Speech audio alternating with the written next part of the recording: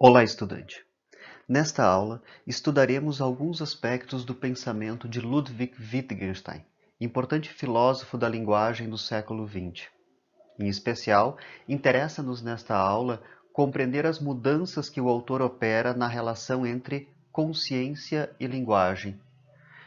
De algum modo, nós queremos nos aproximar de algumas implicações que esse pensamento trará, tanto à filosofia, mas também às ciências, à educação e, por que não dizer, especialmente à psicanálise.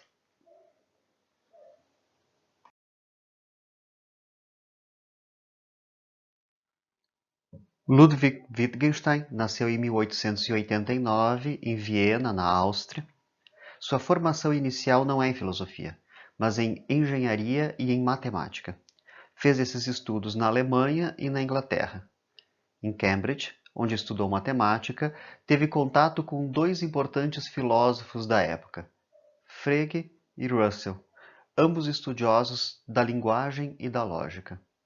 Em 1921, ele publica sua primeira obra, o Tractatus Lógico-Filosóficos, que se trata de um rigoroso estudo sobre a linguagem a partir das estruturas da lógica. Mais tarde, essa obra seria reconhecida a ponto de lhe conferirem o título de doutor em filosofia em decorrência dela, tornando-se professor no Trinity College. Wittgenstein morreu em 1951, deixando ainda inéditos os manuscritos daquela que seria a sua segunda grande obra, responsável por mudar as concepções acerca da linguagem, inclusive as ideias que ele mesmo propusera no livro de 1921. Esses manuscritos foram publicados em 1953 sob o título de Investigações Filosóficas. Entre esses dois principais livros, há outros escritos de Wittgenstein que demonstram o seu período de transição de pensamento filosófico sobre a linguagem.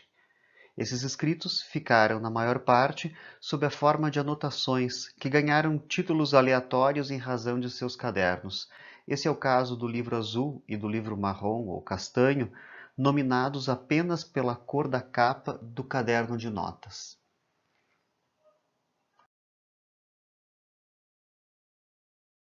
Esta aula terá como foco o giro linguístico. Preste bastante atenção nessa expressão. O giro linguístico é uma mudança de paradigma. Por isso, antes farei um breve esclarecimento sobre o conceito de paradigma. Muitas pessoas usam a palavra paradigma de forma ampla e geral, para referir mudanças em muitas coisas. Aqui não é o caso. Paradigma terá um uso bastante restrito e rigoroso, inspirado em Thomas Kuhn, que é a maior autoridade intelectual no assunto. Nessa linha de raciocínio, um paradigma expressa as bases conceituais e metodológicas com que uma ciência expressa sua concepção de realidade. Por isso, uma ruptura de paradigma implica em admitir que a realidade é outra. É como se mudássemos o mundo em que vivemos. Por isso, rupturas paradigmáticas não devem ser confundidas com simples mudanças comportamentais ou organizacionais. Rupturas paradigmáticas implicam em grandes crises e envolvem o abandono de teorias e métodos estruturantes de ciências ou outras formas de saber.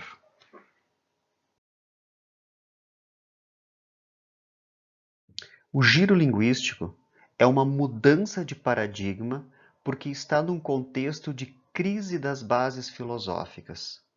Essa crise, antes de Wittgenstein, já envolve a ruptura com o pensamento metafísico, a negação da subjetividade sustentada na consciência e o abandono da razão universal. O foco da obra filosófica de Wittgenstein está na relação entre linguagem e consciência. Sobre elas é que o autor opera uma virada radical. Lembre que radical diz respeito à raiz, à origem. Não confunda com o uso coloquial da palavra. Mas esse giro não se dá apenas em relação à tradição filosófica que antecede Wittgenstein. Na verdade, ele opera o giro também em relação à sua própria produção intelectual. Isso porque a sua segunda grande obra, As Investigações Filosóficas, refutam algumas ideias importantes que ele mesmo havia afirmado anteriormente em seus tratados lógico-filosóficos. Esse é um tema complexo e, para compreendê-lo, você deverá ter bastante rigor e paciência. Começaremos pelo que está antes da virada. Vou apontar alguns aspectos da visão tradicional sobre linguagem e consciência. Tenha presente que, ao longo da tradição filosófica até Wittgenstein, a linguagem é preponderantemente pensada como condição para dizer o conhecimento, mas não é vista como condição do próprio conhecimento. Isso implica dizer que as ideias existem no pensamento, independente da linguagem. O que a linguagem pode fazer é dizer o que se está pensando. Essa visão tradicional atribuiu à linguagem um caráter designativo. A sua função é de ser auxiliar ao pensamento. O pensamento concebe as ideias, e a linguagem é um meio, um instrumento para comunicá-las. Ou seja, é como se todas as ideias tivessem vida própria no pensamento, sem precisar da linguagem para existirem.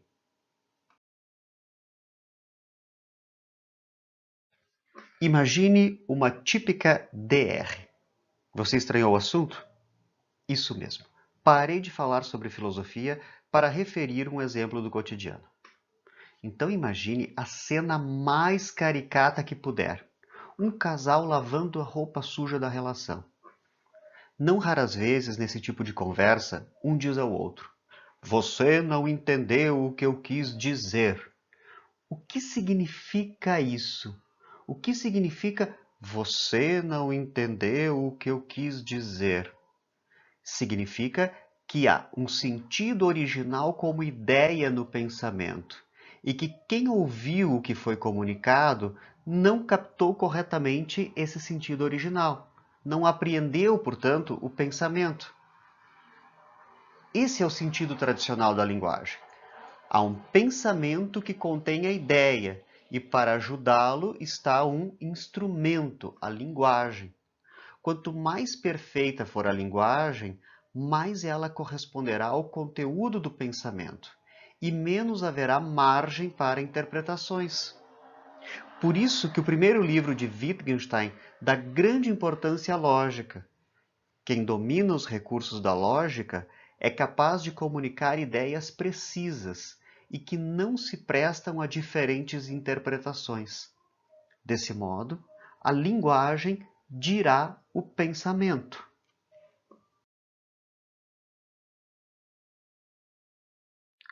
Agora vejamos qual é a virada ou o giro que está sendo anunciado desde o início desta aula. Preste muita atenção. O giro linguístico ocorre quando a filosofia sai de uma linguagem que serve de instrumento para a consciência e chega à concepção de que é na linguagem que o mundo se dá. Veja a que ponto a argumentação sobre esse giro chega. A linguagem não mais limita-se a dizer algo sobre o mundo, mas é linguagem que cria o próprio mundo ao dizê-lo. Portanto, a linguagem não é mais instrumento, mas é a própria condição do conhecimento.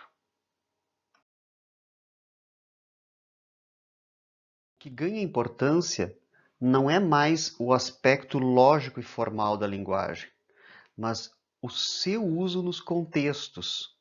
O que importa, portanto, é a linguagem ordinária.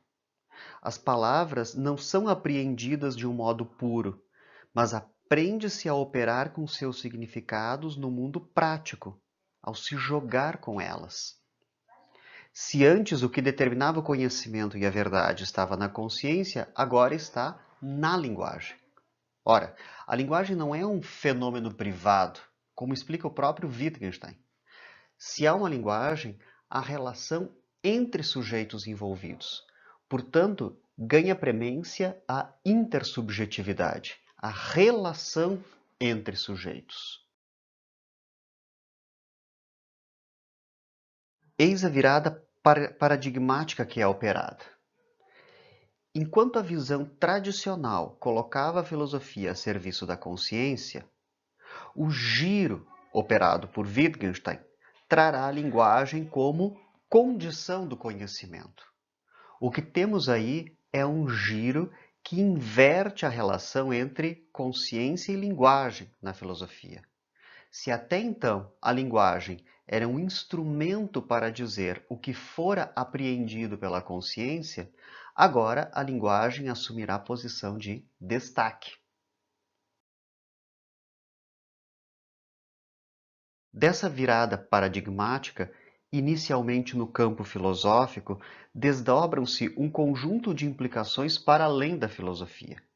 As ciências terão de resolver-se não mais pela objetividade, mas pela discursividade intersubjetiva.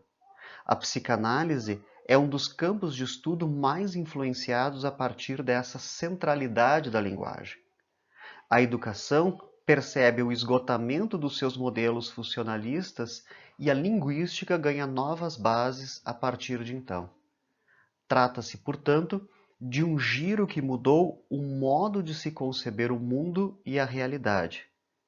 Estudá-lo e compreendê-lo é primordial.